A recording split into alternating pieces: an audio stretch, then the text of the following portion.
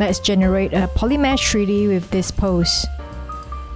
Adaptive skin, density 5, the same number as the number of subdivision levels.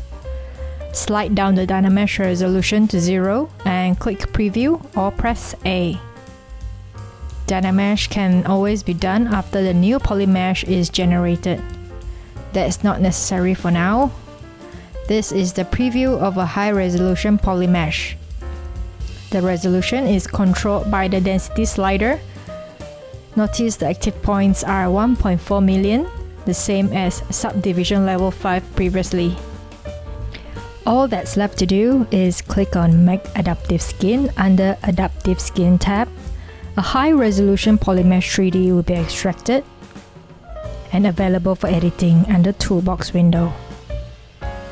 That's all for this rigging stage, but I'm going to continue on with layers tutorial next.